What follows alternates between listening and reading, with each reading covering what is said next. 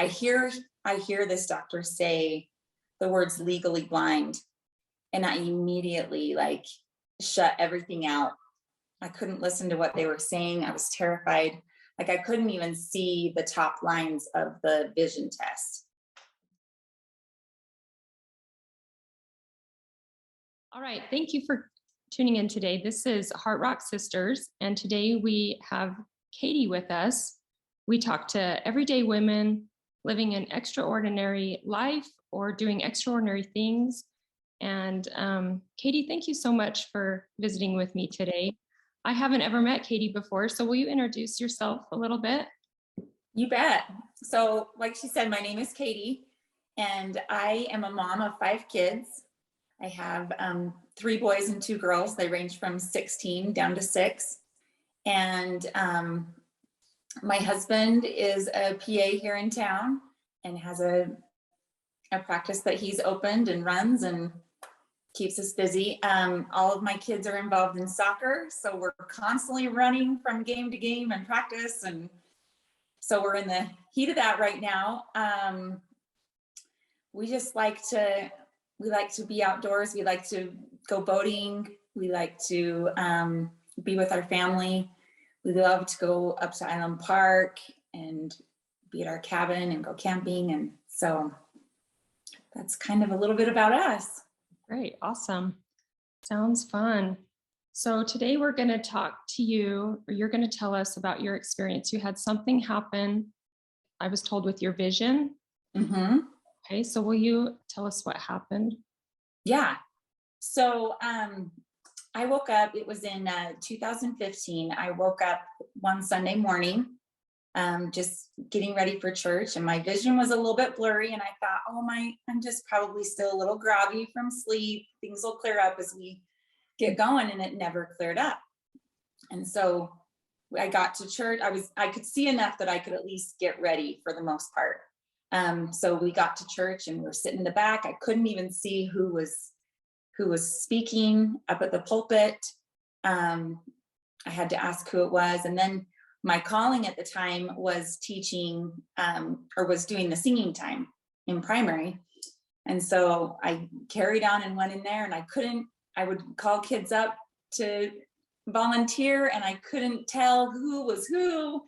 And so I just kind of had to explain to the kids, I'm so sorry, I can't see you clearly right now. Something's going on. I'm not sure what, but you'll have to tell me who you are. And anyways, so the day went on, we went home from church, and I started to get a headache. And so my husband told me to go lay down. So I went and laid down for a couple hours, and then woke up with this pounding migraine, which I'd never experienced a migraine before. And luckily, a month prior, we had an eye doctor move into our ward. We had the boundaries, not move into our ward, the boundaries were changed. And so my husband had kind of connected with him for a little bit. And he thought, you know what, I need to call this doctor and see if we can get Katie in the next morning. So he called this doctor, kind of told the doctor what was going on. And he said, you know what, we need to go over to the office tonight. I don't really like. Was this Sunday night then? Yeah, Sunday night. So we go over to the office that night, and he looks at my vision, and my pressures apparently in my eyes were very, very high. Mm. And so we're trying to pinpoint what it was. And on the drive over, my husband had mentioned that I had just started a new medication. And that kind of triggered this doctor's mind, like, okay, well, maybe it's that, because with that medication, you have to test to make sure you're not pregnant, because it's not safe in pregnancy. And so I had done that prior, and the test was negative. And so we went forward. And so then we were there at the doctor's office. And a side note of that, my husband was supposed to take off the next morning for scout camp. He was scoutmaster at the time. So he's stressed about that, trying to make sure that the scout camp is going to be fine, and that he's worried he needs to go, and his wife can't see.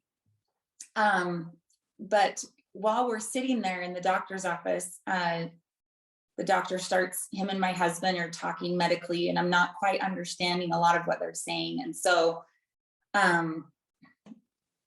a lot of it was just a lot of fear. And I hear this doctor say the words legally blind, and I immediately like shut everything out. I couldn't listen to what they were saying. I was terrified. Like I couldn't even see the top lines of the vision test, the really big letters. So anyways, he tries to decide what to do, and we decide to do there's a handful of eye drops that he said, let's try these to get your pressures down and see if that will help your vision. So we did that and went home and just hoped for the best. And as that night and into the next morning, my vision got to the point where it was just a white fog. So I couldn't even make out people's outer image or, objects or color. Really, it was just a white fog. And so I had to put my trust in my kids and in my husband to guide me around, or to read me text messages, or to make phone calls, or my husband to do my hair or whatever. And so it was really, really scary. But these eye drops that he gave me, we just kept going with them.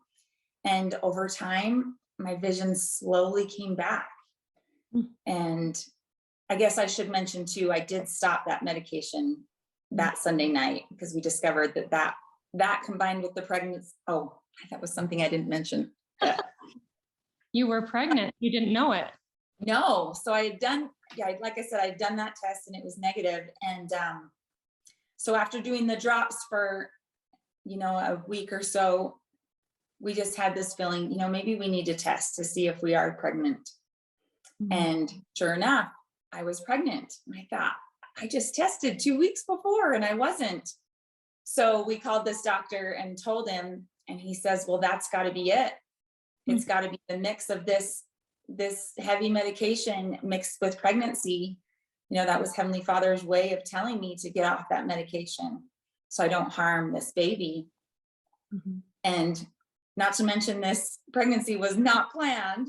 Yeah. So that it all just kind of threw us for a loop. And long story short, we just, over time, about 2 weeks after I first started losing my vision started coming back, and I am now, well, after a little while, I was 20/20, and now, my vision's deteriorating just a little bit in one eye, but nothing like it was.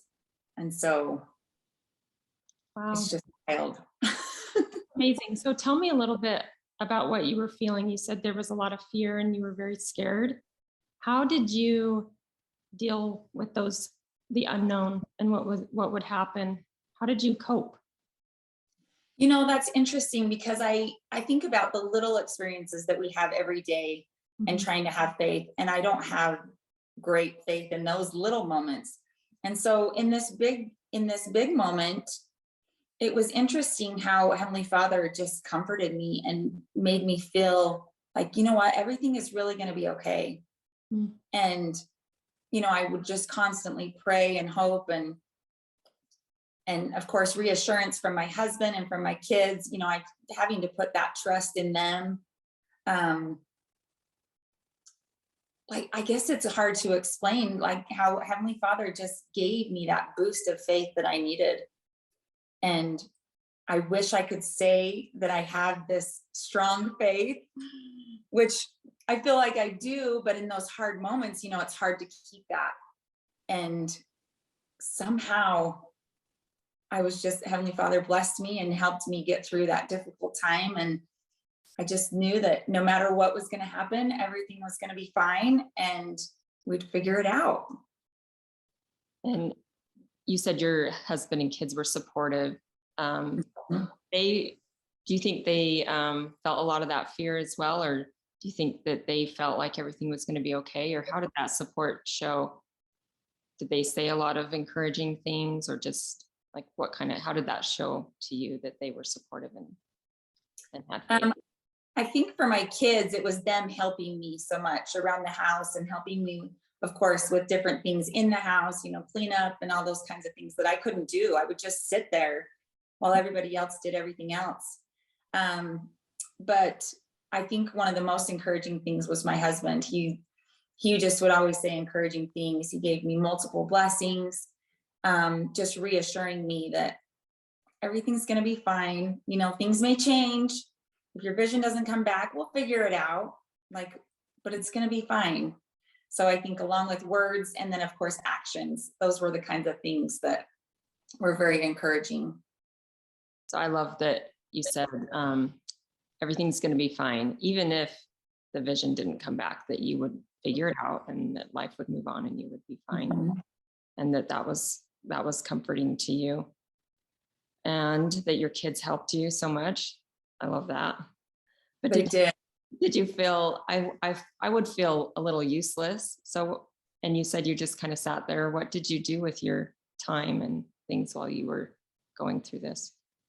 I really did. I really just sat there and, I say try and watch, but I couldn't see what was happening. But I did. I felt kind of useless. I couldn't see anything. I couldn't do anything. And so I would just sit there and just listen to everything that was going on. And I guess that was probably something that helped me cope a little bit, was the fact that I just was able to sit and listen to what was going on. It was a different perspective than what I'm used to. I'm used to seeing and doing. And so having to sit and listen and really focus on that sense kind of opened my eyes in a sense. So. Mm-hmm. That's interesting. So looking back at this experience, what kind of lessons did you come away with? And also, did you see any blessings through this? I think the biggest blessing is the obvious one. My little daughter, mm-hmm. who is now 6 years old, was born and completely fine, no issues. And obviously our family wouldn't be complete without her. But something else that it's interesting, like the whole timeline of it all. So I'll kind of give a little backstory. So before this, our boundaries were changed and this doctor was in our ward. About 18 months prior, my husband was actually a PA at an OB office where they were having their baby. And so they kind of knew each other there. And then a couple months before I went blind, we ran into him at the temple, and my husband and the doctor kind of saw each other and recognized each other. And so they introduced me to them. And then of course, a month before I went blind, the boundaries were changed and that doctor was now in our ward. And so it just kind of helps you realize that, the Lord really does have a plan, and he lays things out. I feel like he laid that out perfectly for my husband to meet them, and then for me to meet them. And then now they're in our ward, so we could be friends. Not that you can't be friends with people who aren't in your ward, but you tend to be a little bit closer with those in your ward a little bit. So it just was interesting that the Lord lays all that out for you. Mm-hmm. And so then you're in the heat of the trial and it's hard, but looking back, you can think, man, Heavenly Father's hand was in on every single step of that trial and every single step of those blessings and miracles. And I think that was probably the biggest thing for me, besides having my daughter, was knowing that Heavenly Father's hand is in our lives and he is guiding us through this tough life. And we just have to hold his hand and do our best and have faith. And I've never had one of those big experiences where you can see step by step the way it was supposed to lay out. And so that was pretty cool to look back and see all of that. Yeah, it sounds like he was protecting your daughter, mm-hmm. before you even knew about her. Right. Awesome. Is there anything else that you feel you want to add to tell about this experience, or insights that you have from it, experiencing being blind and what that's like, or the comfort that you felt or anything? I guess it was just kind of interesting how, when you think someone's, or when you think of being blind, I always envisioned that it would just be black. There would be not much there, but it was interesting to me that it was white. Mm. And maybe that's the case for all people who deal with blindness. I don't know. But for me, I kind of felt like, white kind of is pure. And so I kind of felt like that was Heavenly Father's way of, this is not permanent, this is temporary. But again, I could be reading into that. I don't know. But that was kind of interesting to me because I always envisioned it to be black. And another interesting thing, before this even happened, I was with my husband's family. We were playing Would You Rather. And one of the questions was, would you rather be deaf or would you rather be blind? And I said, oh, I'd rather be blind. Oh, really? Because I want to be able to hear. I want to be able to, I love music so much. Okay. And now I've changed my tune. I think I could handle deafness a little more than blind now. It just would be hard to not see your husband every day and not see your kids. And, I thought back, if I didn't see my daughter go off to prom, or I didn't see her get married, or even my boys, watching their games or like that, I think would be a really difficult thing. And I have a lot of sympathy in my heart for those who have to experience that trial permanently. Mm-hmm. And so, Mm. yeah. So I had a little boy who was blind, and I felt like he sensed things that, like if I left the room, he knew I'd left the room, even though he couldn't see me, and he would fuss or cry about it. I don't know if it was his other senses were more in tune, maybe the smell or the sound. Did you feel like some of these other senses were peaked, like you were trying to hear everything and know, more about what was going on without seeing it, like leaning on your sight as much as you used to? Oh, for sure. And especially my hearing. Mm-hmm. Like if I couldn't see what was going on, I would hear things that I normally wouldn't pick up on. Mm-hmm. Or yeah, that's true with smells. Mm-hmm. You just don't have that sense of sight. That I do feel like your other senses are intensified a little bit. And I can agree with that with your son. Like when people would come and go from the room, you could kind of feel that. Mm-hmm. And so it's interesting. Yeah, because I was like, how's he know I'm not there? Yeah. I'm close by, but in the other room anyway. Right. That's interesting. Well, this has been so fascinating to listen to, and what a miracle that you experienced to have I even feel like it was a miracle to experience that and to feel that and to kind of get a taste of what others are dealing with, but also to feel your Heavenly Father's love for you so much through it. I think that's a miracle too. Oh, for sure. I was returned, that's probably the biggest, I guess. And your daughter, like so many miracles through this experience. So in this one, I do have my pupil is not normal. It's kind of enlarged, and so you can physically see it on my eye. And so the doctor, he says every time he looks at me, he looks at my right eye. Mm-hmm. Because it reminds him of the miracle that he was able to be a part of. And it's kind of a cool reminder for me too. Every time I look in the mirror and I look at that eye, I think it's a good reminder for me that Heavenly Father loves me and he has a plan for me. And this was all laid out for me and for my daughter and for my family. And how amazing that is that I can have that reminder. This doctor, not only did my husband know him from prior, and then of course moving, boundaries changing, but come to find out he was the only one in the area that even knew how to treat this condition. And the condition was called acute angle closure glaucoma, and it's very, very rare. glaucoma is pretty common for a lot of people, but this acute angle closure glaucoma was very rare. And it was something that he remembered studying in school, but had never treated anybody with it, nor had any of his colleagues treated anybody with it. And so as he was doing some research and studying back up on it, it was interesting as he told me, had you gone to the ER or had you gone to, any other eye doctor, they probably would have lasered your eye, which is normal to do. But in this situation, probably would have made it so that your vision would have been impaired later down the road, or may not have come back as good, or, different kinds of reactions.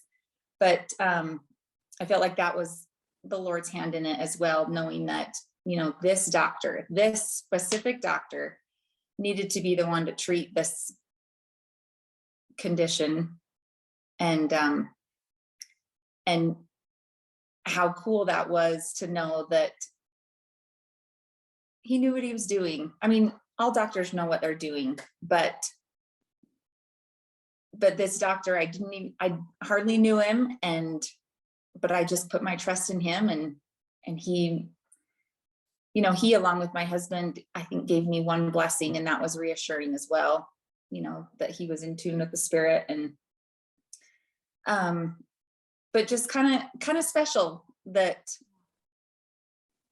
the Lord placed all those different miracles in our path to make it work out the way that it did.